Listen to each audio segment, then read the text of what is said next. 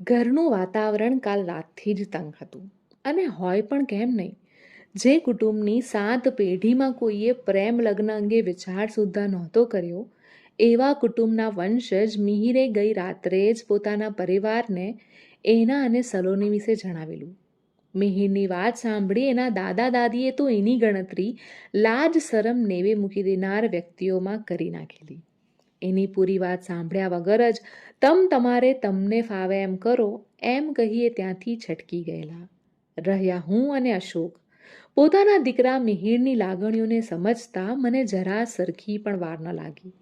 પણ અશોકનું મન કચવાતું હતું અને અશોકના ચહેરાના બદલાયેલા ભાવ જોઈ મિહિર નબળો પડતો જતો હતો એ મેં અનુભવ્યું. મેં અશોકના ખભે હાથ મૂકતા બસ એટલું જ કહ્યું, અશોક, મિહિર આપણો દીકરો છે. શું તમને તમારા દીકરા પર વિશ્વાસ નથી? એકવાર સલોની અને એના પરિવારને મળી લેવામાં શું વાંધો છે? હા પપ્પા, મમ્મી સાચું જ કહી રહી છે. એકવાર તમે મળી લો, પછી જો તમને ઠીક નહીં લાગે તો હું તમે કહેશો ત્યાં પરણી જઈશ. મિહિર વચમાં જ બોલી ઉઠ્યો. મારી અને મિહિરની વાત અશોકના ગળે ઉતરી અને એટલે જ આખરે એમણે સલોની અને એના પરિવારને એકવાર મળી લેવામાં મંજૂરી આપી. અને હરખ પદોડા મિહિરે બીજા દિવસની જ બંને પરિવારની મુલાકાત ગોઠવી દીધી. રાત્રે બધું કામ આટોપી છેલ્લે જ્યારે આખા ઘરમાં એક ચક્કર મારી લેવાની રોજની આદત મુજબ હું ફરી રહી હતી, ત્યાં જ મિહિરના રૂમ પર નજર પડી. બારીની બહાર જાણે કંઈ શોધી રહ્યો હોય એવી મુદ્રામાં બેઠેલો મિહિર થોડો ઉદાસ જણાઈ રહ્યો હતો. દીકરાનું દુઃખ માથી વધુ કોણ સમજી શકે? મેં એના ખભે હાથ મૂક્યો. ત્યાં જ મને વળગી પડ્યો. રડમસ અવાજે માંડ એટલું બોલી શક્યો, મમ્મી, પપ્પાને જો સલોની અને એનો પરિવાર અનુકૂળ નહીં આવે તો? બાકીની ખાલી જગ્યા એની આંખમાંથી ટપકી પડેલા આંસુએ પૂરી કરી. એને માથા પર પંપાડતા બસ એક જ વાત કહી મેં, બેટા, તારા પ્રેમ પર વિશ્વાસ રાખ.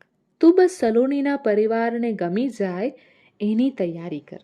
બીજું બધું મારા પર છોડી દે. આ સાંભળતા જ મિહિર ફરી એકવાર મને વળગી પડ્યો. મમ્મા, યુ આર ટુ ગુડ, કહી એણે પોતાના બેડ પર છલાંગ લગાવી. એની આ ખુશી જોઈને હું હસી પડી. એક માતા તરીકે પોતાના દીકરાના દિલની વાત સમજી શકવામાં હું જરાય પાછી નથી પડી એ વાતનો આજે ગર્વ થઈ રહ્યો હતો. આખરે પ્રેમની વાતો તો જેણે પ્રેમ કર્યો હોય ને એ જ સમજી શકે. પછી હું તો એ પ્રેમની રમતમાં હારેલો સિપાઈ હતી. હું તો સમજી જ શકું ને એની વાતને. પ્રેમ પામવાની એની કોશિશને હું સફળ કરવા માંગતી હતી. અને એટલે જ મેં અશોકને એકવાર સલોનીના પરિવારને મળી લેવા મનાવી લીધા હતા. એ રાતે મિહિરને તો શાંતિથી ઊંઘ આવી ગઈ. અશોક પણ ઘસઘસાટ સૂઈ ગયા. પણ મારી આંખે તો જાણે ઊંઘ સાથે રીસામણા કરી લીધા હતા. રહી રહીને બસ એનો જ ચહેરો સાંભળી આવતો હતો. સફળ લગ્ન જીવનના 25 વર્ષ બાદ આજે એમનું આમ અચાનક યાદ આવવું મારા મનને પણ ખટક્યું. પણ યાદોને ક્યાં કોઈ દરવાજા હોય? એ તો જરાક ભીનાશ દેખાય કે દોડી આવે એની હાજરી પુરાવવા. આજે પણ યાદ છે મને મારો કોલેજનો પ્રથમ દિવસ. ઘરનું વાતાવરણ પહેલેથી જ રૂઢિચુસ્ત, એટલે કોલેજમાં ફક્ત ભણવા જ જવાનું છે એ શબ્દો ગોખાઈ ગયેલા. ના કોઈ નવા કપડાનો ઠઠ્ઠો, ના નવા મિત્રો બનાવવાનો ઉમળકો. બસ કંઈ કરી બતાવવાના લક્ષ્ય સાથે હું કોલેજમાં દાખલ થઈ. રંગબેરંગી વ્યક્તિત્વ ધરાવતા ઘણા બધા છોકરા છોકરીઓને જોઈ મારી આંખો અંજાઈ ગયેલી. કોલેજનો ઠાઠમાઠ નિહાળી રહેલી હું આમ તેમ જોઈ રહી હતી, ત્યાં જ સામે 3-4 છોકરાઓનું ટોળું જાણે મારું જ સ્વાગત કરવા ઊભું હતું.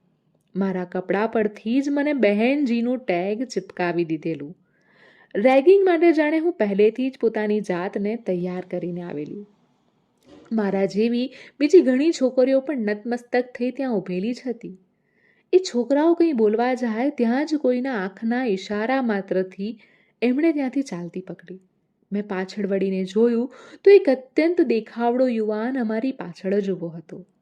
5 હાથ પૂરો અને આકર્ષક નાક નકશો જોઈ ઘડીભર હું એને જોઈ જ રહેલી. અમને રેગિંગથી બચાવવા બદલ ત્યાં ઊભેલી છોકરીઓ એનો આભાર વ્યક્ત કરી રહી હતી.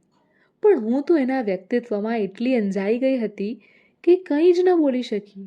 પછીથી ખબર પડી કે છોકરીઓના ટોળામાં એની બહેન પણ હતી, જે મારા જ ક્લાસમાં હતી. એની બહેન સાથે ધીમે ધીમે મિત્રતા કેળવાઈ ગઈ હતી. એટલે હવે થોડો ઘણો પરિચય નીરજ સાથે પણ થઈ ગયેલો. હા, નીરજ નામ હતું એનું. અમારા કરતાં 1 વર્ષ આગળના વર્ગમાં હતો, એટલે અમારો સિનિયર જ વળી. પહેલી જ નજરમાં જાણે મારા હૈયે વસી ગયેલો. પણ એનો હંમેશા છોકરીઓથી ઘેરાયેલો કોલેજ સમય મને પોતાની જાત પર હસાવતો. એમ થતું કે ક્યાં હું બહેનજી અને ક્યાં એ કોલેજનો હીરો. વિચારોમાં ને વિચારોમાં ક્યારે ઊંઘ આવી ગઈ એ ખબર જ ન પડી. સવારે રોજના સમયે ઉઠી ચા નાસ્તો અને ઘરનું કામ આટોપી હું સલોનીના માતા પિતાને મળવા તૈયાર થવા લાગી. અશોક અને મિહિર તો ક્યારનાય તૈયાર થઈ સોફા પર ગોઠવાઈ ગયેલા. સાડી પહેરી હું અરીસા સામે ઊભી રહી. ત્યાં જ એક પતંગિયું મારી આસપાસ ઉડવા લાગ્યું અને જોઈ ફરી મન ચડ્યું ચકડોળે. નીરજ પણ આમ જ ફરતો ને મારી આસપાસ. કોલેજના દિવસો પસાર થતા ગયા તેમ તેમ મને ખ્યાલ આવતો ગયો કે મારો પ્રેમ એકતરફી નહોતો. નીરજને પણ હું ગમવા લાગી હતી. બસ એટલે જ એ કોઈને કોઈ બહાને મારી આસપાસ રહેવાનો પ્રયત્ન કરતો રહેતો.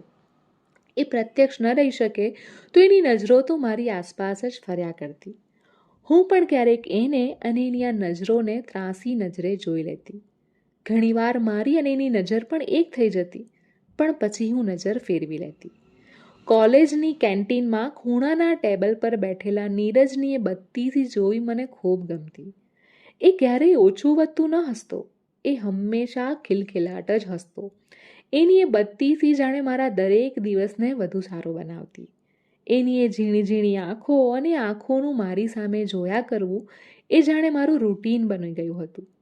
એણે ઘણીવાર એની બહેન દ્વારા એનો પ્રેમ સંદેશો પહોંચાડવાના પ્રયત્ન કરેલા, પણ પપ્પાની બીક જ એવી હતી કે હું હા કે ના કોઈ જવાબ જ ના આપી શકી.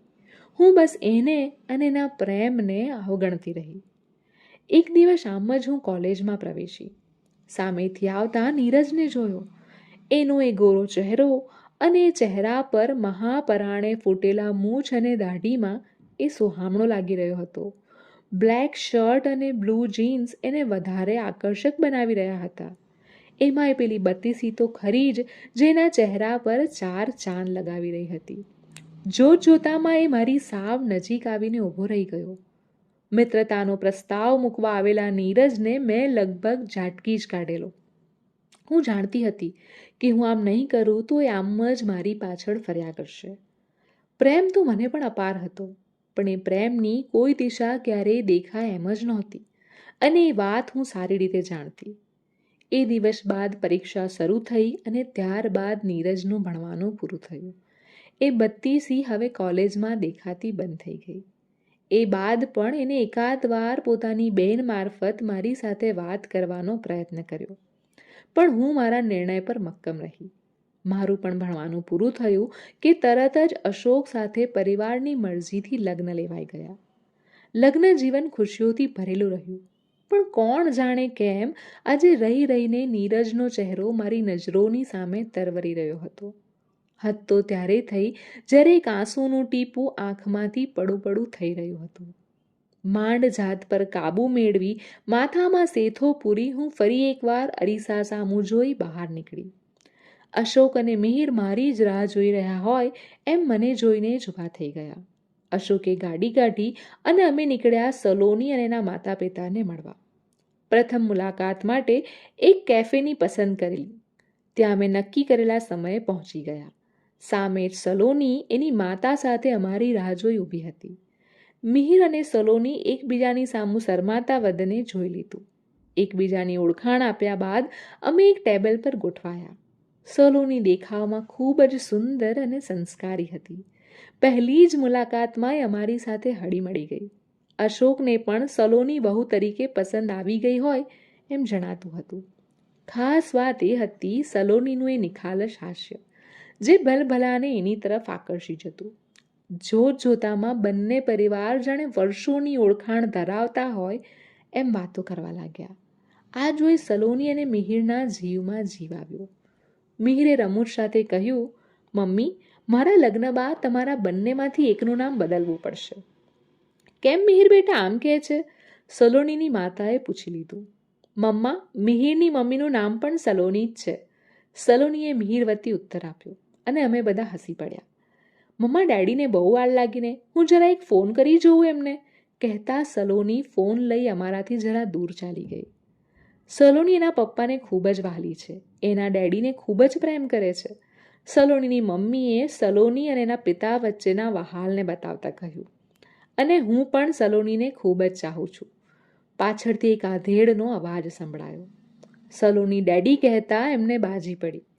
મિહિર એમને પગે લાગ્યો. અશોકે એમની સાથે હાથ મિલાવ્યો. આશ્ચર્યવશ મેં બસ એમની સામે જોયા કર્યું. એ જ ગોરો ચહેરો, એ જ નાક નકશો. બસ વાળ થોડા સફેદ થઈ ગયેલા. મહાપરાણે ફૂટી નીકળેલી એ મૂછ અને દાઢી સમય સાથે પરિપક્વ થઈ ગયેલા. શરીર થોડું વધેલું જણાયું. ચહેરો ઉંમરની સાથે થોડો કરચલીઓવાળો થઈ ગયેલો. અકબંધ હતી તો બસ એ બત્તી સી, એ બેફિકર હાસ્ય. હા, એ નીરજ જ હતો. સલોની અને મારા નામમાં સામ્યતાનું રહસ્ય મેં કળી લીધું.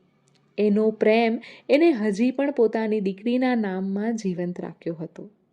બધા જ વાતો કરી રહ્યા હતા, પણ હું તો જાણે સાવ મૂંગી જ થઈ ગઈ હતી. નસીબમાં હશે તો ક્યાંક મળી જ જઈશું એવું સાંભળ્યું હતું, પણ આજે જોઈ પણ લીધું. પણ આમ આ રીતે મળી જઈશું એવું ક્યારેય નહોતું વિચાર્યું. આખરે સલોની અને મિહિરના સંબંધ પર આંખની મહોર મારી અમે છૂટા પડ્યા. પ્રેમ લગ્ન મુબારક તમને બંનેને, કહેતા નીરજ મિહિર અને સલોનીને બાજી પડ્યો. બધાના નસીબમાં નથી હોતા આ પ્રેમ લગ્ન. અમુકના નસીબમાં તો પ્રેમ પણ નથી હોતો. નીરજે ફિલોસોફરના અંદાજમાં કહ્યું અને મારી આંખમાંથી સવારથી અટકી રહેલું આંસુનું ટીપું વહી ગયું. જો તમને મારી આ વાર્તા પસંદ પડી રહી હોય તો એને લાઈક અને શેર કરવાનું ચૂકતા નહીં અને મારી ચેનલ કોમલની કલમેને અચૂક સબસ્ક્રાઈબ કરી લેજો, જેથી કરીને તમે આવી જ વાર્તાઓ સાંભળતા રહી શકો. Thank you.